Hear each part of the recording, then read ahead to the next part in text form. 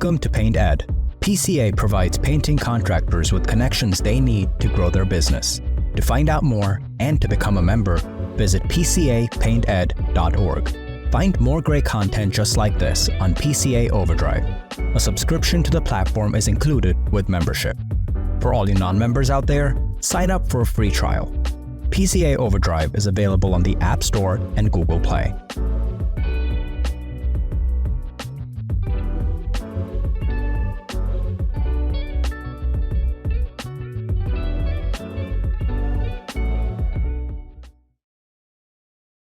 This episode is brought to you by Bayer.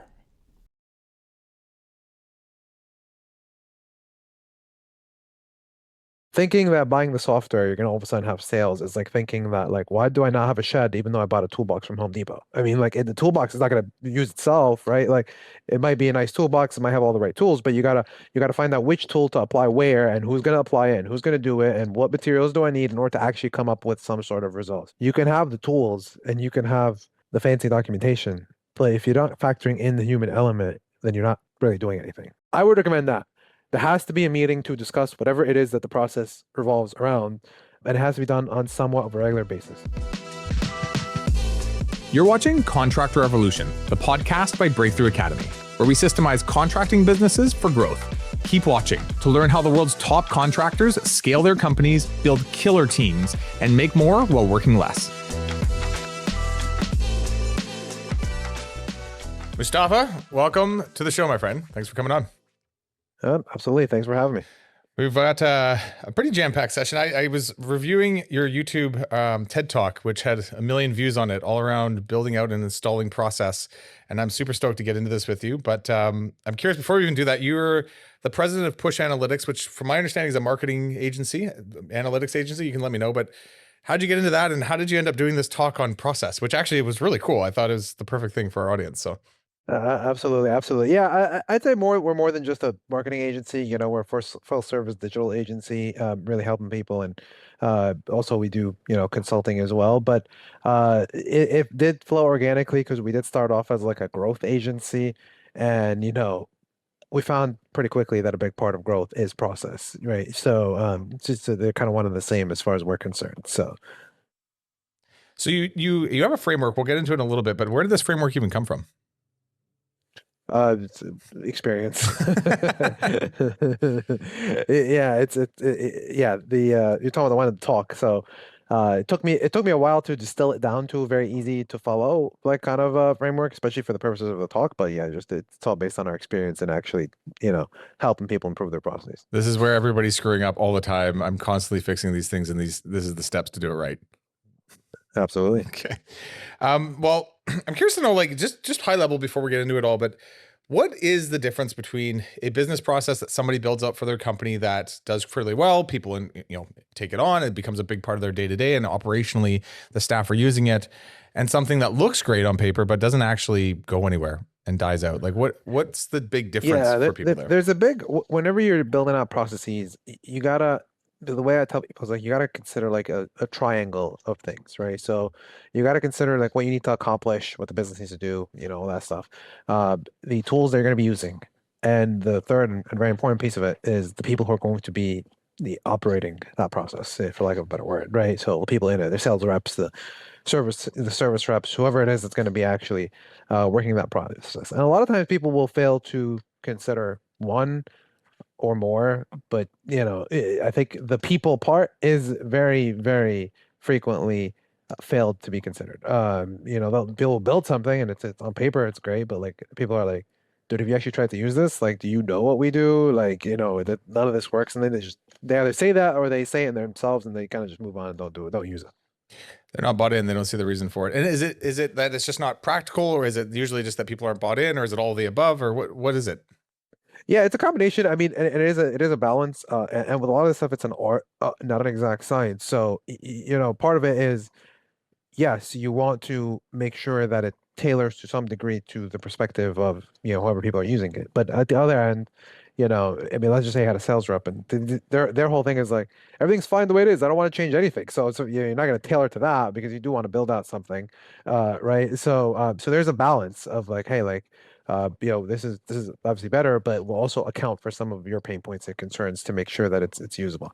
And then buy-in is the other part of it. So yes, the other part is like once you've tailored to the extent you can, where you've accounted for the different operators and balancing between like the stakeholder needs, then you actually gotta get buy-in and training to people like, hey, like this is what we're doing, this is why it's good, this is why it's useful for you.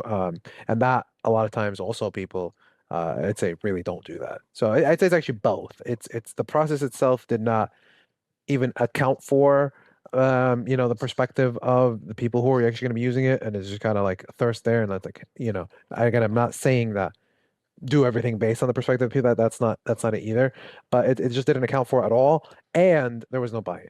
So. Right. Now, there's so much we could talk to about in this. There's two areas that I thought we could narrow in a little bit. One is just around the idea of putting a CRM or project management software in place into an organization and getting people to use it. I work with a lot of the project management softwares in our industry, and I go to their offices and I talk to their customer success teams. And the biggest feedback they have is people buy our software thinking it is the process. And then they try and install it and it doesn't, like, they don't actually know what they're doing. And so the business doesn't revolve around this at all. And it's a big old mismatch. And then retention and anyways. Dude, this is, yes. I was actually just on another podcast and I mentioned that. I mentioned that exact point because they were like, was a common misconception or people, I was like, yeah, they'll get sold on the features and then they'll be like, oh, my sales aren't up. Yeah, what did you think was gonna happen? That you're gonna like put your credit card and all of a sudden you're gonna get sales? I mean, it doesn't work that way, right? Like, yeah. And we buy more and more software, and we've got this weird, crazy software stack that nobody knows how to properly use. And now we're trying to get them to use AI, and we're like, just use it. This is Claude. Try and make it good. But there's no definition around it. Yeah, even with AI, even all of it, like we use a lot of AI, but it's like you need to know. Even AI is a tool, right? I mean, it could do a lot, but it's still a tool, and you need to know where to plug in your tools, right? Like just because you have a tool doesn't mean. What I tell people, especially, I'm a construction guy, and it's like thinking that buying the software, you're gonna all of a sudden have sales is like thinking that like, why do I not have a shed even though I bought a toolbox from Home Depot? I mean, like the toolbox is not gonna use itself, right? Like it might be a nice toolbox, it might have all the right tools, but you gotta find out which tool to apply where and who's gonna apply it and who's gonna do it and what materials do I need in order to actually come up with some sort of result. So it can definitely help you get there, but there's work to be done for that to happen. Yeah, it's kind of like if I'm going to go build a house, I can have all the tools to go build the house, but I still have to know how to build the house and what the steps are going to be along the way to make sure this thing actually gets built. And you have to have blueprints, you have to have a plan. So it's like, yeah, you got to be able to like actually look at the blueprints and be like, what are we doing? And people understand that when it comes to physical things, but it's the same thing with software, right? It's just a digital version of the physical thing. So it's if you don't go in, you just don't just go in and buy like a massive software like a CRM without having some sort of plan of attack of like, okay, what are we gonna do when we have it, right? So that's where that blueprint that comes in. That's where like kind of mapping out your process and all that stuff that we talk about comes into effect.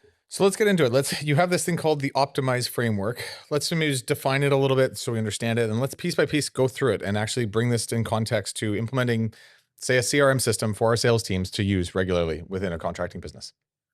Yeah, absolutely. So basically we put together this framework and this was in the talk where, you have the different steps that you would incorporate into to be able to actually build a good process. So it's the process of building out a process. So we don't, without going into like each individual wording definition, but the general idea is in order to first start, the first step that you want to do is you need to be able to look at where you're at right now. So you need to observe. You need to observe where you're at, right now, and see like, hey, what's happening, what's currently working, what's not working,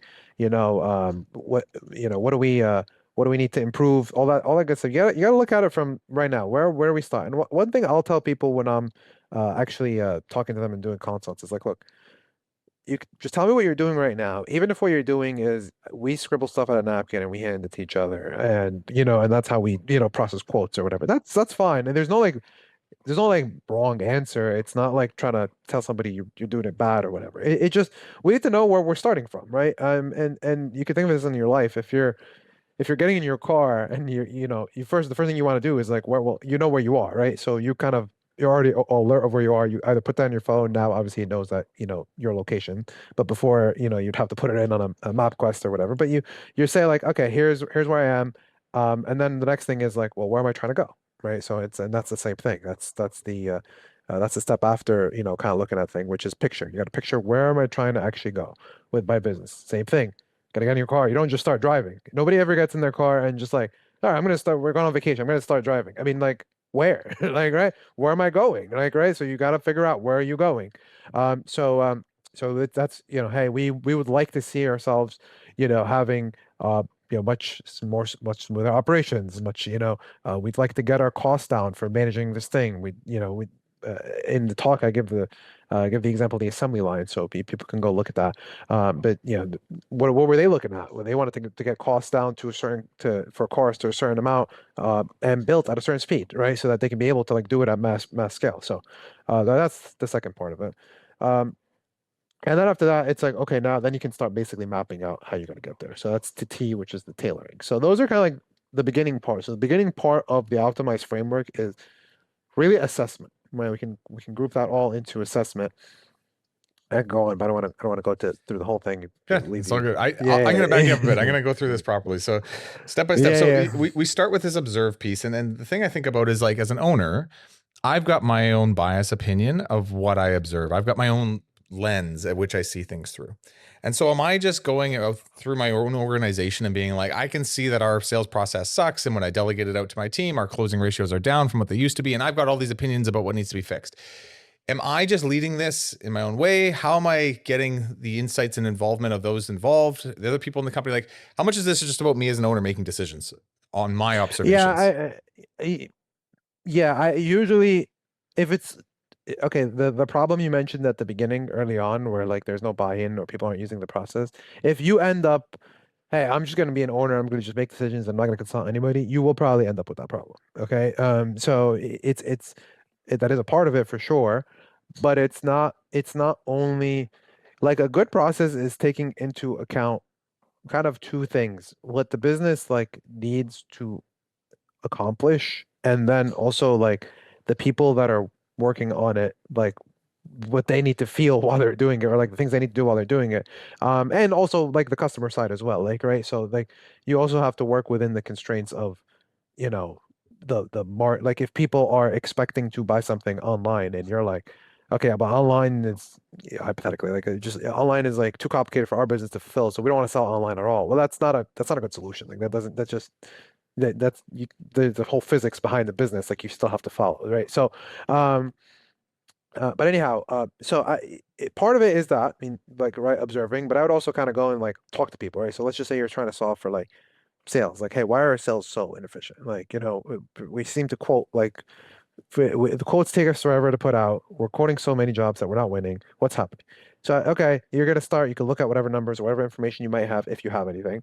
But I would also go talk to the people. Like, dude, like, yeah, why are you quoting so much? Like, what's going on? Let me see some of those quotes. Like, right? Like, hey, what's happening here? Like, are we just high?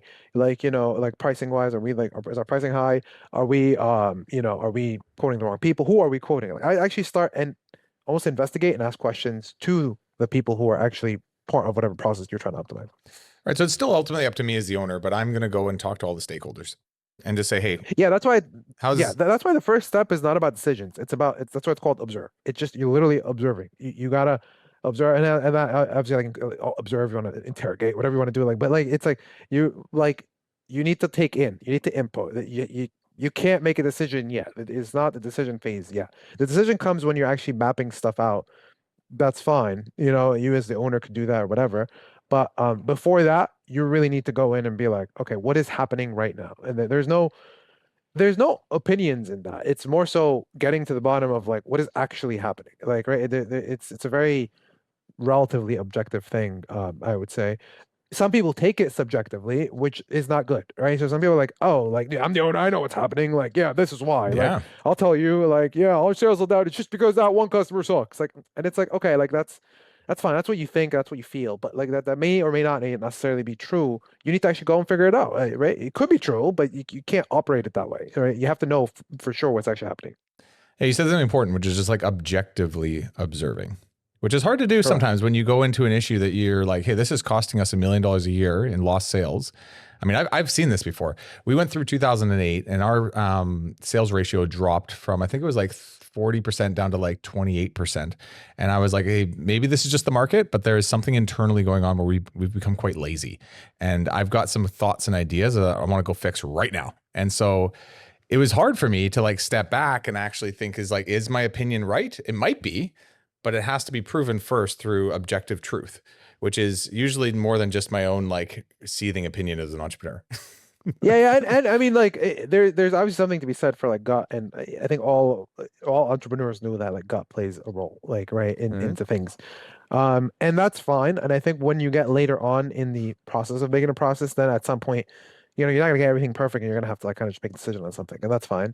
But it just, especially the first step early on, it's like I have my initial hypothesis, like just give yourself some time to like, okay, am I like your example is great, right? Are we really actually screwing up, or is it the market or whatever?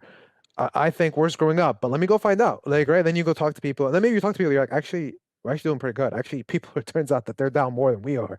So, we're actually like weathering the storm like quite a bit. And maybe we shouldn't change anything, right? So that could be, but yeah. I've seen that before too. And actually we've done that at BTA where we've over systemized things and overcomplicated things because we're trying to solve problems and we add more things or tools to the problem and it only makes it worse. But okay, so absolutely. First step is observe. So I'm just objectively observing with my staff, with my customer, with my company, with myself, what is going on, what's the good, bad, and the ugly, and just trying to really understand it for what it truly is and keep my, my, I guess, bias opinion out of it, but still allow me, the entrepreneur, to make the final call. Okay. You said picture was next. So now I'm building a bit of a vision of where we want to go. What's involved in this? What's a good version of this, a bad version of this? Tell me a bit about picture. Yeah, and picture, that's kind of where I would say you as an entrepreneur, now it's like, okay, let's say I'm consulting with you. I'm like, okay, what are you trying to accomplish right now? Like, right? Maybe you're like, oh, hey, like, I'd love to, quote more jobs, or I'd love like for our operations to be a little bit more efficient. Or, I'd love for the ops guys to not be so stressed out so that we can actually handle a couple more customers. Right. So that's like kind of like defining the vision of where you want to be. Right. So that is going to be, I would say, probably more owner centric in this scenario, right? Because you probably already have an idea of like, this is what I would love to be doing. But again, you could also incorporate other people's like, hey, like I talked to my head of ops and he would love like, that he has a little bit more heads up when it comes to onboarding people or to, starting a project or whatever, right? Like he has a little bit more heads up and he would love more time to plan, right? For example, so you can incorporate that in. So again, that could be driven by the entrepreneur, but it would also go down and incorporate to the people like, what does that take from their end to accomplish this, or how can we help them, on that end as well. Yeah, so it'd be like, in doing this, I think I would love to see our closing ratios go up by 10%. I would love to see our sales to production handoff be smoother. I would love to make sure that every lead we get in is communicated within 24 hours and our brand is elevated as an overall customer experience, right from lead all the way to invoice. And it's like starting to write some of that out. And it involves, I guess, KPIs. It involves like a picture of what it looks like and involves all the parties involved. Is that fair to say? Yep. Yeah. No, some of the stuff you gave was very specific, which is good. Like, it's like, I'd love to answer leads within 24 hours. It's a very specific place that we picture ourselves being, and that's good. Yeah, absolutely. Someone would probably yell at me and tell me we got to get back to them now within 5 minutes, but yeah. I mean, whatever. It's just an example, right? And it depends on the business and what replying actually entails and stuff like that. But yeah, for sure. But it's specific, eh? It's that's one thing I just want to point out too, is I think people can just say the vision is to make our sales process better, but what does better mean? And actually, one thing I've even realized, this is a little bit different than building up process, but we did this in building software. Man, like when you try and say something like this cake is a yellow cake with green candles on it, everybody pictures a different cake. And so if you're too vague and you don't give enough specifics on what you're really trying to achieve, everyone else can think about what they're going to go build and it can be a completely different version of that same description. Absolutely. Yeah. And being specific is hard, by the way, because a lot of times it's like, you just take shortcuts and it's like, maybe I come to business owner, like, what do you want to do? I want to grow sales. Cool. So does everybody else. Like, right. Like, that's not really a plan, right? Like, you know, that's just like, okay, like a nice to have. What does that actually mean? Like, what are we looking at exactly? Because you do got to focus in. And a lot of times as entrepreneurs, you know, and we all do this, like, it's like you think and you're like, okay, you almost think that by focusing that you're leaving stuff on the table because you're compromising the other stuff, but it's not true. It's like a fallacy. Like, so, you know, if you know, you're talking to somebody and you're like, okay, like what niche do you want to focus on, or what niche are you focused on, or whatever, and they almost think that like by focusing on a niche, that means that they're like kind of leaving out all this other stuff that they could also be doing and making more money and whatever. But you know, it's they're not like mutually exclusive things. Like you could focus for the purposes of this conversation, for the purposes of building this process, and then you can still be broad in other things, right? Like it's not, you know. But I think a lot of times it's like entrepreneurs are wired to think that way, so that's just something to kind of like watch out for. I also found for myself, I have a vision in my head, and because it's so clear for me, I skip on writing that out the details because it's just I'm connecting the dots in my head. Do you know what I mean by that? I'm kind of like, yeah, like I generally can see what better looks like. So when I say it verbally, I have this vision of it, but I forget that nobody else can climb into my brain and see what I'm seeing. I've done that before too with things like, you know, trying to get a content creator or whatever, and it's like, okay, like, oh well, like why do you not get it yet? I think I was talking to somebody else and he had the same problem. I think it's an entrepreneur thing. I think it really is. It's like, okay, you have to work at 1,000,000 miles a minute. So it's like, you know, you kind of assume that everybody else is, but they're not, and they don't know what's in your head, and it's not fair to them. So it's like you gotta kind of take a step back and actually like that's why forcing yourself to be specific actually really helps. I actually doing the TED talk was a good experience in that, because it was like they're really, you know, it's like their whole format, right? 15 minutes. Right? They want you to be at 15 minutes. Like they start freaking out if you get to like 16 minutes. They're Right. freaking out. You like, get the big you know, hook you coming really up. you really got to get off the stage. Like, right? So it's like, and people had to like really practice what they're trying to say to get it to 15 minutes. So you know, like my presentation, I took it and I threw it in the garbage a couple times. Like I just started over. Like, right, I know what I wanted to say, but I really had to condense it and bring it down and, like, you know, like really focus on being very, very specific with every word. You know, because you also don't want to be looking at a piece of paper or something either. So yeah, like really have to be specific where every word is specific. And it's not that easy, right? Like remember how I don't know, it's a tribute to who, like Benjamin Franklin or something, but it's like, you know, sorry, my letter is too long because I didn't have time to write it shorter. You know, it's like an irony. Like writing shorter and more specific actually takes more time. It's interesting too what we're talking about, because I talk a lot about this in like strategic planning for the entire company, but we're talking about just like a specific process within a company. We're still taking that same methodology and saying, let's go out and observe what's really going on, and let's build a vision for this one element of the entire company and be that intentional about it. Yeah, absolutely. Yeah, and you have to work somewhere, even if you're revamping all your processes, which you can and should, you know, at some point, like, right, any business should, but you still have to focus at a given point at a given moment, right? Like, so it's like, all right, right now we're gonna focus on sales, okay, then we're gonna go to ops, like, right? There's a certain context that you have to have when you're doing a task. So let's talk a bit about Taylor. So this is the next step. So I've kind of defined my vision for it. I've observed what needs to be observed. Now I'm starting to, I guess, is it like drop a rough draft of what this is going to look like, or what exactly does this mean? yeah, so I mean, like here, that tends to take a lot of time, especially when we're doing it working with other companies, or like, you know, okay, like let's map out what we think that's going to look like, and then you can look at it and, you know, we can make some tweaks, but basically laying everything out, right? But actually drawing out the map. We like to process map a lot. You could write it out however way you want, but putting it all in front of you on paper somewhere where it's like, okay, I can see what this is gonna look like. Like, okay, like here's the first step that we're gonna have. Here's the second step. Here's whatever. And I would recommend spending some time here, because this really helps things kind of work later. A lot of times what we'll see, like for example, we'll come into people's like CRMs, and they've been set up from before, whatever. And then they're like, what are all these automations? And we don't know. What is this? Can we turn it on or off? We don't know. Like, is it even working? We don't know. Like, who set it up? Some guy set it up like years ago, and he's not with us, and we don't know what, like, do you need it? Like, we don't know. Like, it's like they don't know anything because there's nothing really mapped out anywhere. There's no guide, and it was just like something set up and forgotten, and that's it, right? And it's like becomes very hard to do anything, you know, and very hard to use a tool, and then people just end up with a tool that they're not using. So that part really helps with that, because especially if you built it, you know, if you built it from a map, just like in construction, if you usually do build something from blueprints, but if you built it from blueprints, well, it's kind of easy to find out what you built. You can just go back to the blueprints and be like, oh, there was supposed to be a wire there. Oh, there's a pipe behind this wall. Oh, okay. Like, and that's it. You don't have to guess. You don't have to like remember anything. You don't have to call Joe like 5 years later and be like, Joe, where'd you put the pipe? Like, it's just all there. It's the same thing here, right? If you put a map together first and then you built it from the map, you will know when you forgot what something was. You'll just go back to the back and be like, oh, that's what we're supposed to do. Okay, I got it. We know how to fix it. Specific to designing workflow or a sales process in a CRM, how often do you have to just throw away everything that people have created in the past and start from scratch? Because I do find it is a bit of, even for us, we use Zoho, it's a bit of a rat's nest. And it's like 10-year ago developer that worked on it, to this year.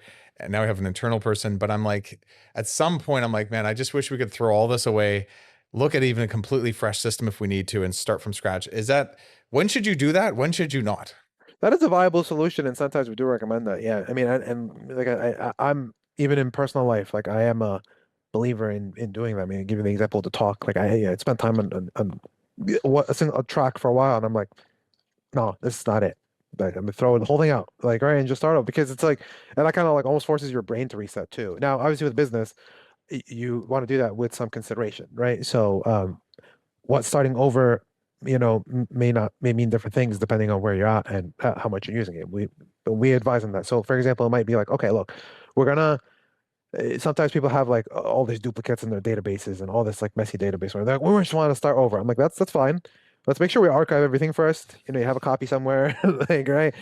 We'll maybe make a sub list of only the deals and the contacts that are active right now, like right people with active stuff, because we don't want to like necessarily completely wipe the board. If there's something active, like we want to keep it on there, and then we'll start over for the new stuff, right? So there's stuff like that, right? It's like kind of balancing out. Or sometimes it's like, hey, we're gonna have a cutoff date. Anything that was before, I don't know, February of 2026, we're gonna just archive it. Anything after that, we'll actually put in our new system, right? So that way, it's like okay, it gives us some history, but then we also can like kind of clear our minds, right? And yeah, we a lot of times that ends up being a good play because people also get overwhelmed. It's like if your system is so messy and everything is like so junk that like you're gonna sit there and be like, oh man, I have to revamp every single contact to fit the new system and add their information or whatever. And then it's like, then you're just not gonna do anything. Like, so you gotta just like, you gotta rip off the band-aid at some point. One thing, as you're talking, I'm just thinking about something that's come with our members a lot, and actually me, which is like every software I've ever used is like, even the best selection after doing a ton of research is like 80% good for what my vision actually is, and is 20% has these weird things that it just can't do what I want it to do. And so actually a lot of times the mess comes from me forcing it and being like, I'm going to create this API and this custom thing and this unique paper process for Sally to do on a Friday, whatever it is, right? And now I've created this complicated thing just to get it to be my way.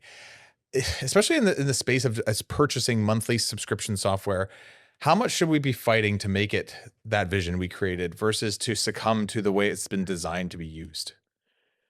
I think that Taylor step would actually help you answer that question because when you map things out and you start seeing how all the pieces are fitting together, like we did that before where we mapped out like, what the process was and how we're gonna tweak it and stuff like that. And I remember the CTO for that company actually texted me after and he was like, thank you for helping us understand what we're doing better than, even we understood it, right? Because now they saw it all and they're like, oh, that fits there. Oh, you know what? We don't really need notification here. Actually, we do need a notification here. Oh, we need more reminders here. So everything's like laid out and now it becomes very clear, like, when you're in it, when you're like actually working the process, it's not you're kind of like just grinding at it, right? It's like you're in your car at a traffic light, right? You're looking at the traffic light. You're not zoomed out in your head and like, understanding the interstate highway system and like how it links to each other. You're able to see that from your car looking at a traffic light. But if you sit there and look at Google Maps, you will see that, right? Like if you actually sit there and plan it out and like, okay, where am I going? Like what's happening, right? So it's the same thing when you're able to zoom out and see. And that's why I'll tell people be like, okay, hey, we have the CRM or HubSpot, whatever, like whatever CRM. It's like, hey, they have this feature, they have this feature. And what about this feature? What about this? I'm like, listen, hold up for the features. Like we're gonna Look get at to all the the features. plugins though, Moustafa. They're all the Yeah, plugins. yeah. We're gonna get to the features. And but these companies are adding features like a million a minute now. So it's like people get overwhelmed with the features, and it's like, guys, we'll get to the features. First, let's find out what we need, and then we'll tell you what features that you need to actually make it work, right? And that's really the way that I recommend going about it, because now you're going from like a needs first approach, and then you can kind of see for yourself, like, you know what, I don't really need that API, or actually, I do need that API. That's like that's like the whole project, right? Like, you know what? Yes, I'm gonna die on the hill of that API now because I can see that it's very important. Might be either or, but I think you'll know when you actually do that. That's why that's really important. This kind of goes along with this, but how do you do this? Because how do you determine what looks good on paper versus what's practically actually going to be used in the field? Like, how much should I be building this thing to the nth degree before I ever show it to anybody versus Yeah, kind of you definitely building it don't as want we to go? overbuild. You don't want to overbuild, and you don't want to overbuild, and you don't want to underbuild. And it is an art. Again, that's part of the art part. Like, right? Because people sometimes think better process means like I built more layers into it. I have more tools. I have more fancy diagrams. I have a longer document. That is not true, and I'm not saying that. Right? You also don't want to like underbuild and be like, okay, we're gonna just not have a process. Which I mean, everybody has a process, right? It's just a philosophical thing that like everybody has a diet, right? So it just that means that they just don't care about it. So but we're gonna have like basically nothing right now. So you don't want to overbuild for sure. Um, i- and I think the way to realize that you don't need to overbuild is to understand that it's not a one and done. This isn't like, somebody that's like, I don't know. I mean, this is like people like maybe like building a house or something, and they're like, okay, I want to build this house and I want to live in it. I mean, nobody really does that anymore, but let's just say, like, right, I want to build this house and I want to live in it, and this is like my dream house, forever house, whatever. So I want to make sure I have this. And what about this? And what about, well, we're gonna have a kid later, so like I want to add an extra room here. And what about like, when my parents get older and like they want to come in and we have to have a guest room, we have to do this because like okay, like you're trying to put everything, you're trying to really figure out everything in that space because you don't want to ever do this again. That's not the case here. Like, right? It's like it's a living thing, right? So it's like, okay, like you actually sometimes that is detrimental. Like, there's somebody, um, you know, I'm kind of helping consulting also a friend of mine.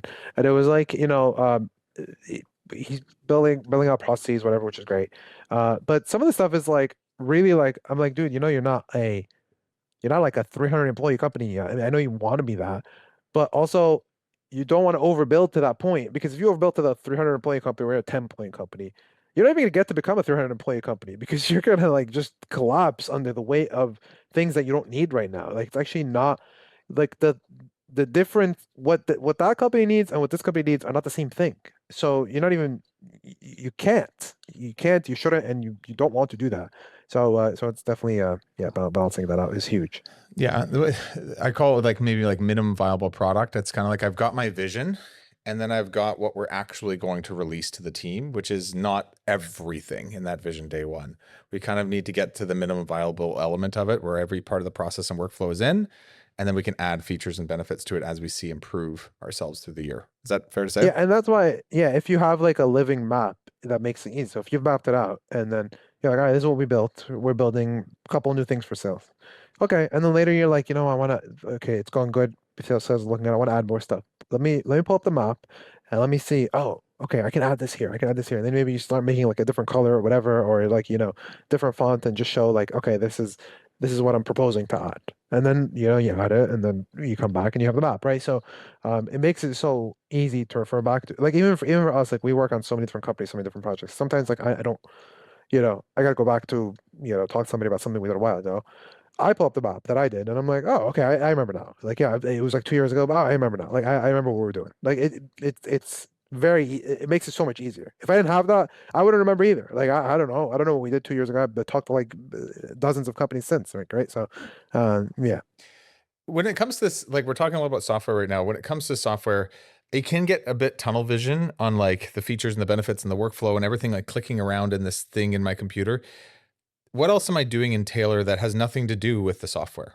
Am I building my SOPs right now, or am I not? Am I building out the training manual to get people to use it? But like, what else am I doing in Taylor, or am I just thinking through the workflow? No, I mean, oh, in the Taylor step. So, like really after you do want to think through, like you're gonna start thinking through like what features you're gonna need. It's gonna like kind of become more visual. I mean, the step after that is implementing, right? So then when you're implementing, then you're really diving into the software and actually configuring it and actually like lining stuff up and stuff like that. And you kind of document uh, SOPs. You could do it in Taylor. You could do it a little bit later. That's fine. Um, but um, but yeah, you definitely want to be able to. You're gonna. I think the Taylor step is gonna help you start identifying what features are we gonna need for software, and what are my people going to be doing within the process, right? And then starting to think things from their perspective as well. Have I even picked a software solution at this point, or am I still just going? Usually like in practice, like usually we know we're going to use something. Yeah. Like, right. I just don't go into the weeds of the features until this point, right? Like that's all. Like, that's what I was saying. Like, yeah, like right, people will come to us like we're a HubSpot partner, and people will be like they know they want to use HubSpot, and like that's fine, and we're okay with them using HubSpot, obviously. But like it's just like okay, like let's not talk about like the individual nuanced features of like this automatic email or this thing or whatever until we actually know what do we need to do, what are we trying to do first. So that's really where that comes in. Okay. So yeah, we're kind of holding off on naming names yet, or we're labeling products and services we're using. We're just kind of thinking through the workflow of it. We're thinking through what is practical, and then we're going to go down and in the next stage it says implement or build it out. Give us some insight on how we do this correctly. Yeah, so I mean, the implementing is kind of what you would expect, right? So you're gonna build out what you have a map already. You already know what you're trying to do. So implementing should actually be easy. Implementing is not the hardest step, believe it or not. Like when we do this stuff, it's like people will sometimes like be thinking like I'll be talking to people about the scope, like our scope or whatever, and they're like, oh, like this, and I'm like, like the implementing part is easy. Like that's not hard at all. It's actually getting to the point where everything is clean to be implemented, right? Like having that clean process, that factoring in everything, interviewing all the stakeholders, making sure everybody like actually, was factored into whatever we're building out. That's really what's harder. So, yeah, the implementing is kind of what you would expect. Yeah, and can we talk about this for a second? Because like, what just visually, how much work goes into all the things we just talked about before you start implementation? Like, if it's a percent of overall like time. As a percent, because I'll say like how much work it just depends. I mean, by the way, like some of these things could like sometimes like the solution is quick, right? So for example, like, let's just say you have like an issue with I don't know, you can't keep track of quotes or something, and maybe you're like not that big, so you're like okay, maybe you whip up a solution. This is a quick, literal solution. Like, hey, we're gonna do. Okay, our issue is that we can't keep track of quotes. We don't have good reporting. Okay, we'd like to have better reporting and better visibility. Okay, so that's the second step. Okay, the third step, I'm gonna map it out and be like, okay, we're gonna have a meeting. We're gonna log stuff into a spreadsheet, and then we're gonna, talk about it in meeting. Like, right, like this is like the map, and then okay, implement. I'm setting up a spreadsheet, and then the next steps where you actually like train the team or whatever. Guys, starting now, you have to come in every Monday morning so that we do a meeting. So we talk about our sales, like right, like that could be done in like 2 days, like right. So or even a day. That's like an example of like a quick fix, like right. It's just like a 1, 2, 3, and that is still a process, like right. And that is still, and sometimes that is actually the best process for that moment in time. So even though it's not so fancy or whatever, but sometimes it's great. Like that works great. It's actually a very good format that I tend to recommend a lot, especially in the sales context. Like we used to, because I worked in sales, construction sales, and our sales manager, he was very good. Like he had very good intuition, which was great. Like I learned a lot from him. I still keep in touch with him. He one of the things he did was we had a meeting every week. Like it didn't matter. People were on the road, people running around. This was before like people generally worked remote. So but as sales, like you did anyways. So people were on the road, whatever, it didn't matter. But you had to come in Monday. Like Monday was like the non-negotiable day. You had to come in and we had to have a meeting. And we had to talk. We went around and just talked about what everybody's doing. And that was it. Like right, like that was and it was like for him it worked because he had a really good memory. So he was able to actually keep track of like what everybody's doing just based on that. Like, oh, okay, like you said you were doing this job last week. Did you close it? Like, hey, what happened? Like, hey, you said you were doing that. Like, hey, 2 weeks ago you said this. So he would actually keep track and like ask. And it worked because it was a good stopgap for like like having a good stopgap is actually a very good way to keep your processes in check. Because like no matter what happened throughout the week, even if like me and you were supposed to talk or collaborate on something and we forgot or we didn't or whatever, we got busy or whatever. We were forced to interact on Monday, right? So Monday I'm gonna be like, I'm working on this job. Oh shoot, I'm working on it too. Like if my customer needs a bit too, and then okay, let's talk about it now. Okay, like let's talk about it now, or let's huddle for 5 minutes after the meeting. Now we're forced to do it, so it's like a nice stopgap, right? So that actually works pretty well. This is also what I mean by like outside of the software, all the other things that need to be thought through, right? Like if I'm running a sales team, I'm going to want to have the workflow put in there. I'm going to want to have certain Yep. KPIs that I want to measure, goal versus actuals for the team. I want to use those KPIs in a meaningful way. So you just mentioned having like a weekly meeting or something to hold accountability and rigor around the fact that we're hitting or missing goals and we're implementing new changes, right? And then there's By the probably way, just keep talking one sec. I gotta put on my charger. Okay. But you can keep talking. And then there's probably some documentation and some SOPs around the whole thing. So I've tailored up this process as I'm doing implementation. What are all the, is that kind of it? Is it like, what are the team meetings? What are the SOPs? What is the software we're using? Like, what are the things I need to be aware of? Because the thing I watch with a lot of contractors is like, I've got the software, it does the thing, I'm training my team, but there's nothing else around it that makes it real, that makes it a part of the company. Yeah, I mean, and then that's for sure. And that I think people miss that a lot. It's like, okay, you have that's what I said early. That human element in that triangle, I think is the most missed side of the triangle. It's like you can have the tools and you can have the fancy documentation, but if you're not factoring in the human element, then you're not really doing anything. Like, right, it's at the end of the day, like and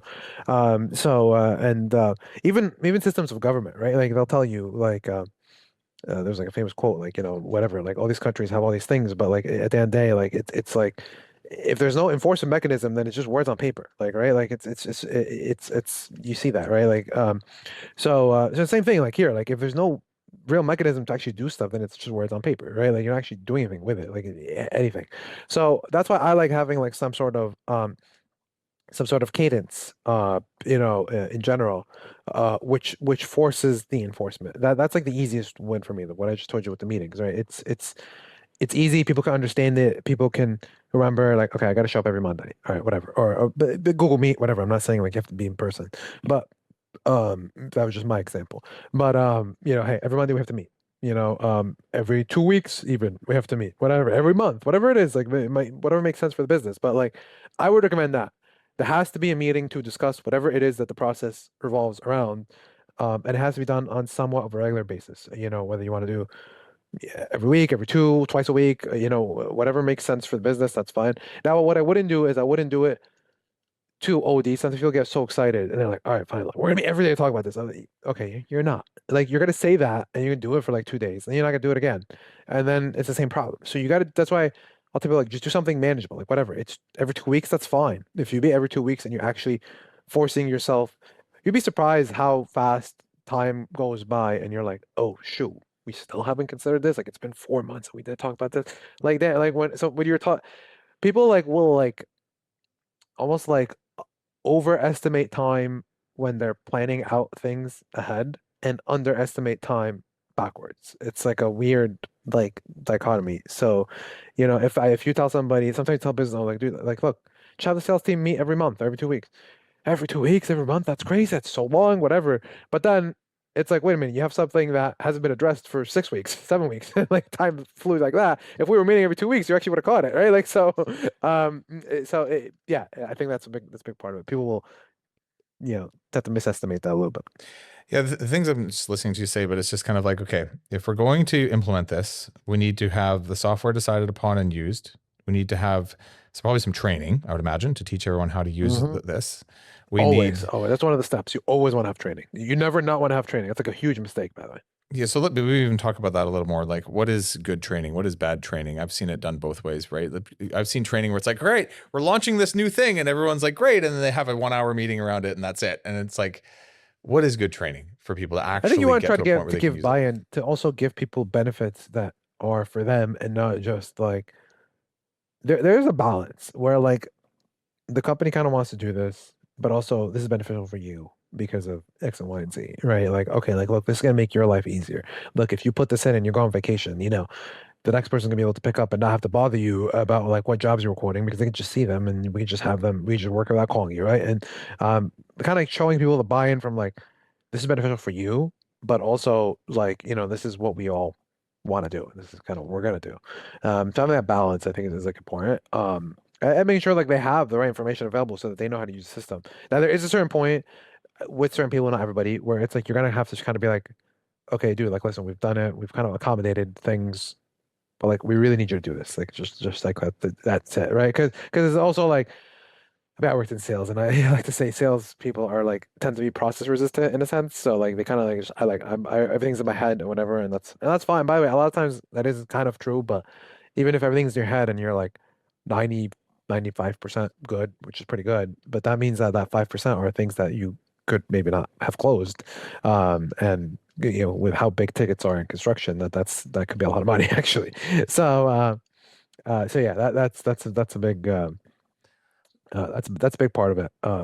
Like really making sure you kind of have that. I think you were going to say something. Yeah, I'm just thinking about buy-in. I'm like, so we're doing this right now internally, but for like our assessment phase, which would be the equivalent of like the estimate side of, when you're doing a quote for a customer, the buy-in actually is really coming from having the people who actually do that part of the work be a big part of the build out and the actual like deciding factor of like, what are we actually building? What are we actually not?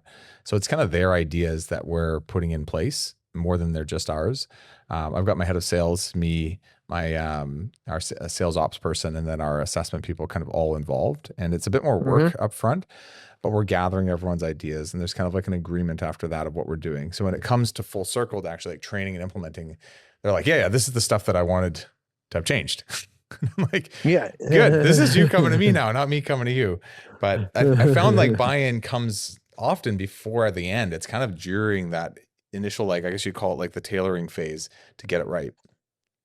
Yeah, yeah. I mean, like, I would say yes. That's even early on when you were like, hey, if it's just me, the owner, just deciding things, and that's you kind of don't want to do that for that reason, like, right? That's one of the reasons, actually. Like, okay, if you're gonna me, you're deciding things, well, you're not gonna have the buy-in. Like, you're just not, right? So, and again, it's balancing like how much level of buy-in you get. Like, you're not if you have a big sales team, like let's say you have 20 salespeople, you're not gonna sit there and get like the buy-in of all 20 salespeople. Like, you're not gonna do that. But you may have like, okay, I'm gonna have like my more process-oriented salespeople sit on calls with us and and then kind of like buy into like what we're doing and that's fine, like, right, you may have like a little bit of sprinkled buy-in, let's just call it, in there to kind of like help out. So yeah, so I would say yeah, getting some critical level of buy-in definitely helps things move smoother, and then you also have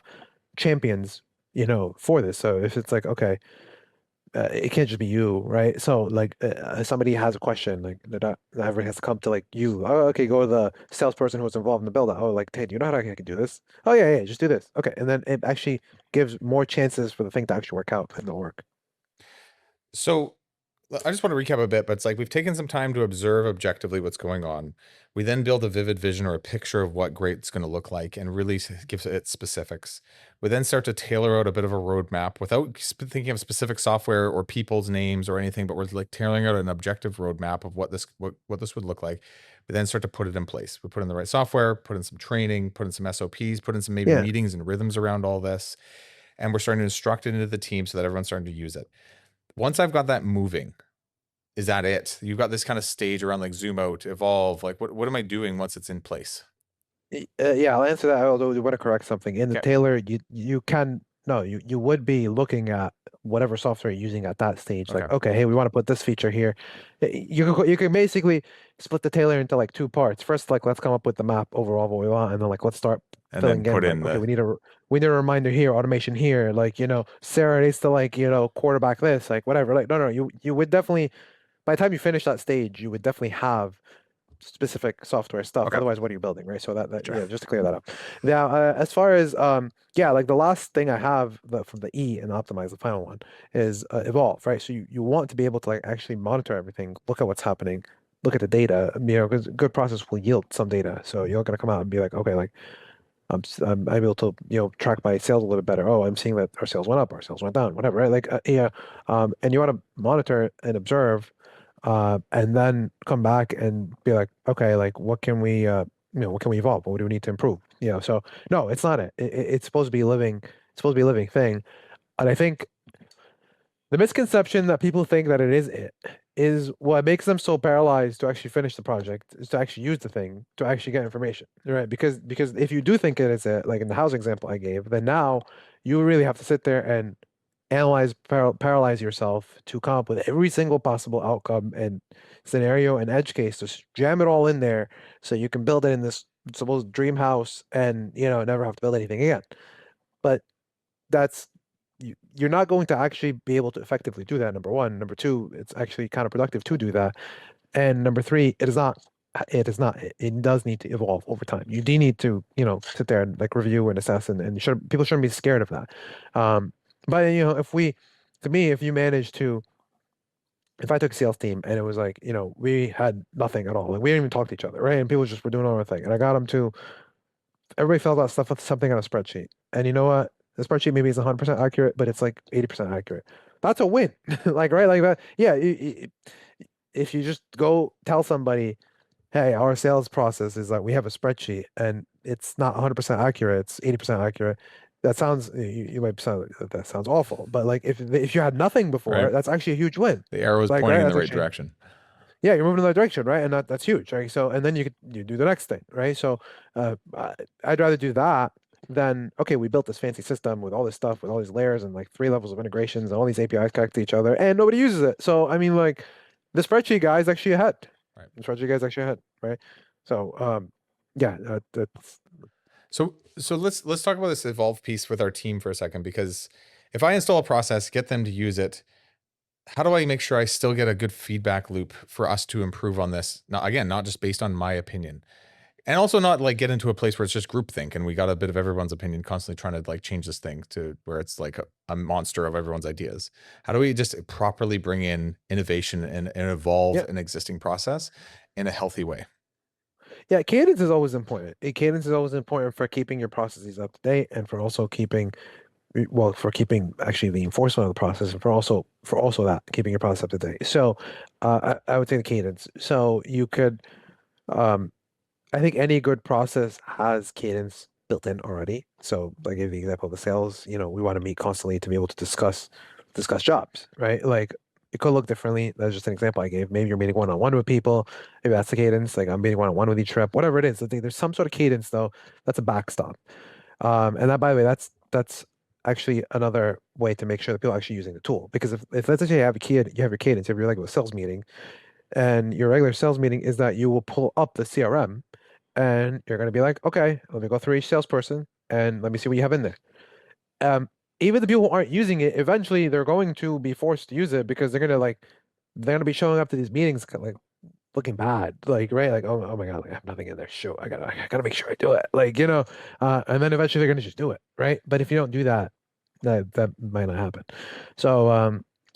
Yeah, I mean, I think that now you could almost have like a separate cadence, and again, you got to let it run its course too. Like you know, like you don't build a process and then like 2 weeks later be like, yeah, unless you have to. If you have to, that's fine. But like 2 weeks later, be like, all right, like let's just change everything now. Like I mean, no, like you don't really do that either, right? So you give yourself like maybe monthly or every 2 months, like check in, maybe with yourself, maybe with the team. Maybe you kind of like ask and like have these backstops and be like, okay, is there anything we need to tweak? Anything we need to improve? Maybe on whatever meeting you're doing, the sales meeting. Like, hey guys, like we picked up a lot more clients lately, so we've gotten a little bit bigger. Do you guys think we should change anything? Anything? Anybody saying anything? Yeah, you know, I'm noticing that like sending quotes in 2 days, like it's too hard now, right? Because we have so many quotes sent, for example, like right. So, yeah, building into the cadence, basically. I'll say this too, especially with software. If you put that much work into something and you launch it to the team and they do actually start to use it, I've seen this where like everyone's afraid to go into the stuff that's not really working because it's just like, well, we put a lot of work into building this out, so we have to use it now. Is there ever scenarios where you just realize like, you know what, we're boring a little bit of our hole in the wrong direction and we actually need to change trajectory? Because it's hard often when like the feedback from everybody's super subjective and I don't have data to measure of like, are we actually improving? Like did all this work actually make a difference for us? And how do you determine that? How often, like maybe just from your experience of doing this with your clients, but how often do you realize, hey, we actually have to take the bold move and like move in a different direction because we built it, but what is not actually serving us? Or does that not happen often? I don't know, when you do this right.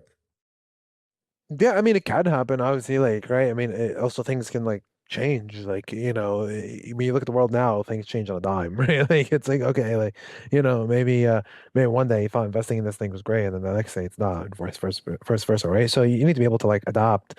But uh, uh, yeah, I mean, as far as like knowing if it's working or not, I mean, honestly, like I think being as close to just call it the ground as possible, will help make that like kind of more clear. I mean, the first question usually is like, well, are people using it? Like, right, if we're talking about salespeople, like, are they using the tool? Right. Okay, they're not. So, okay, they're not. So now how are we gonna use it? Guys, you really gotta use it. Like, guys, if it's not in, when we do our forecasts or whatever, if it's not in the tool, you're not gonna get credit for it or whatever. Like, right, the different orgs have different ways of doing it, right? But like, you're gonna get credit for it, or like, I'm not gonna be able to forecast it. I'm not gonna be able to put it on, a deal that you claimed or whatever, right? You some incentive, like, you really need to make sure you're using it. Once people are using it, then it's like we get to the next point. Now you can't kind of go and like be like, okay, nobody even tried to use it, therefore let's go in another direction. I mean, that doesn't really, that you did not let it run its course, Mhm. right? Now maybe people did try to use it and they actually did use it, and they're like look, like it's just, with for some actual technical reason it doesn't make sense, then that's something to be entertained, right? But a lot of times, again, because people don't have that cadence, because people don't have that support system behind it, they might not even be at the point where they're using it properly or using it at all. And that is not really where you want to be making a decision. Like, let's move in the other direction.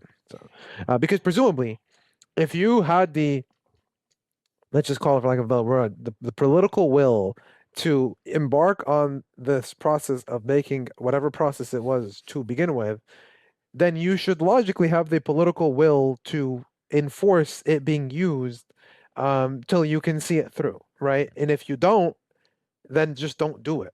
Like, right? So don't, and sometimes you have this dichotomy where it's like, okay, like, especially working with a client, and it's like you get to a point and it's like you kind of like, trying to tell them like, listen, it's on you now to essentially like either, I don't want to, you don't want to use the force, but like mandate for your team to use this. I cannot mandate it for you.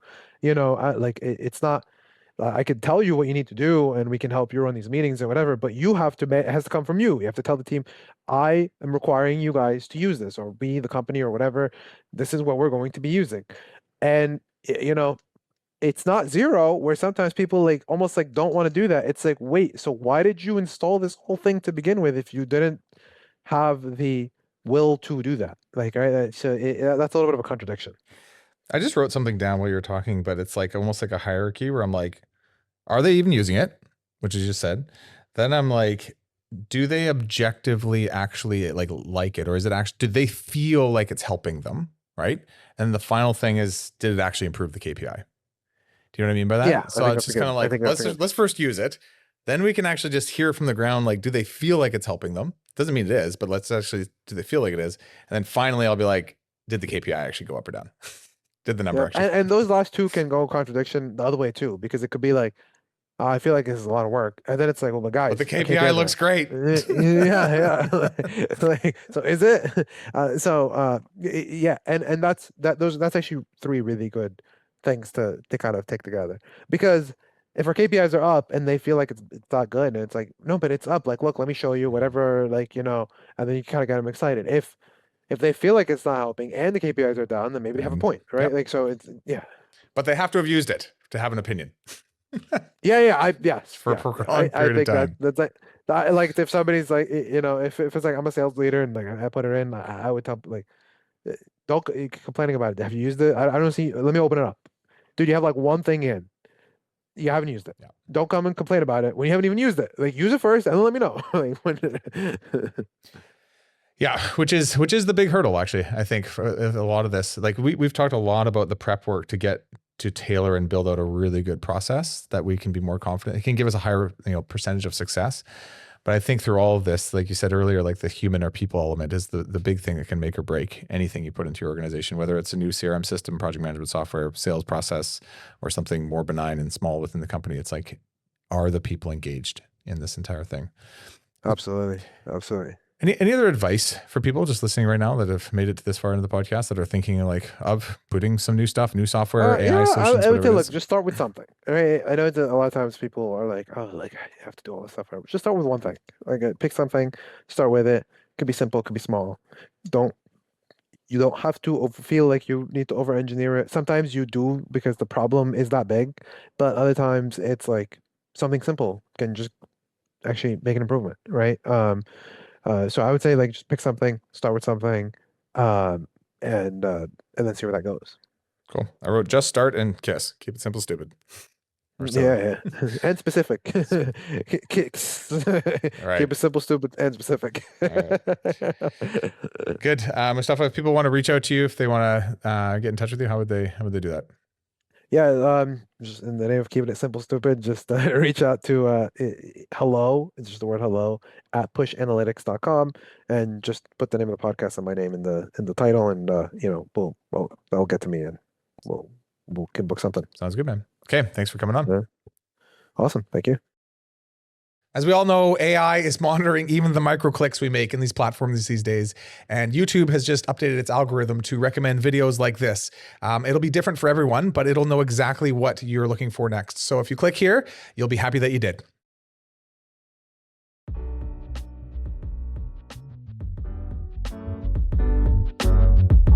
Paint Ed podcasts are produced by the Painting Contractors Association and are made possible by members and industry partners. To find out more about the upcoming educational opportunities or for more information about joining the PCA, visit pcapainted.org.